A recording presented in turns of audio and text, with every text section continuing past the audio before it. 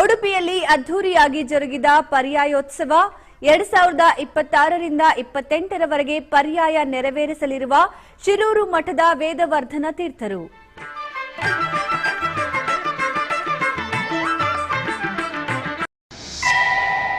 ಶಿರೂರು ಮಠಾಧೀಶ ಶ್ರೀ ಶ್ರೀ ವೇದವರ್ಧನ ತೀರ್ಥರು ಶ್ರೀಕೃಷ್ಣನ ಪೂಜಾ ಕೈಂಕರ್ಯ ಮತ್ತು ಸರ್ವಜ್ಞ ಪೀಠವೇರಿದ ಅತ್ಯಂತ ಕಿರಿಯ ಯತಿ ಎಂಬ ಹೆಗ್ಗಳಿಕೆಗೆ ಪಾತ್ರರಾದರು.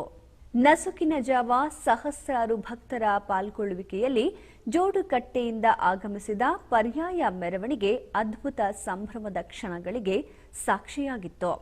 ಇದಕ್ಕೂ ಮುನ್ನ ವೇದವರ್ಧನ ತೀರ್ಥರು ದಂಡ ತೀರ್ಥದಲ್ಲಿ ಪುಣ್ಯ ಸ್ನಾನಗೈದು ಜೋಡುಕಟ್ಟೆಗೆ ಆಗಮಿಸಿದರು. ಉಡುಪಿಯ ಜೋಡಿಕಟ್ಟೆಯಲ್ಲಿ ಅಷ್ಟಮಠಾಧೀಶರೊಂದಿಗೆ ಶಿರೂರು ಶ್ರೀಪಾದರು ಆರತಿಯನ್ನ ಮಾಡಿದರು. ನಂತರ ಉಡುಪಿ ಜಿಲ್ಲಾಧಿಕಾರಿಗಳು ಪರ್ಯಾಯ ಮೆರವಣಿಗೆಗೆ ಚಾಲನೆ ನೀಡಿದರು.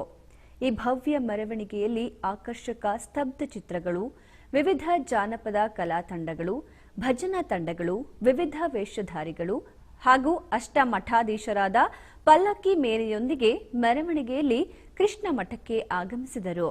ಬಳಿಕ ಮೆರವಣಿಗೆಯಲ್ಲಿ ಸಾಗಿ ಬಂದು ಮೊದಲಿಗೆ ಕನಕ ಕಿಂಡಿಯ ಮೂಲಕ ಶ್ರೀಕೃಷ್ಣ ದರ್ಶನ ಪಡೆದರು. ಬಳಿಕ ಪುತ್ತಿಗೆ ಶ್ರೀಗಳು ಶಿರೂರು ಶ್ರೀಗಳನ್ನ ಬರಮಾಡಿಕೊಂಡು ಅಕ್ಷಯ ಸೌಟು ಮತ್ತು ಮಠದ ಕೀಲಿಕೈ ಹಸ್ತಾಂತರಿಸಿದರು. ಶ್ರೀಕೃಷ್ಣ ಮುಖ್ಯ ಪ್ರಾಣದೇವರ ದರ್ಶನ ಪಡೆದ ಯತಿಗಳು ಅರಳುಗದ್ದಿಗೆ ಸಂಪ್ರದಾಯದಲ್ಲಿ ದರ್ಬಾರ್ನಲ್ಲಿ ಪಾಲ್ಗೊಂಡರು.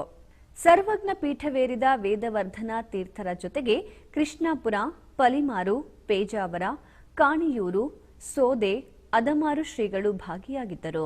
ಮೈಸೂರು ಮಹಾರಾಜ ಸಂಸದ ಯದುವೀರ ದತ್ತ ಒಡೆಯರು ಭಾಗಿಯಾಗಿದ್ದರು.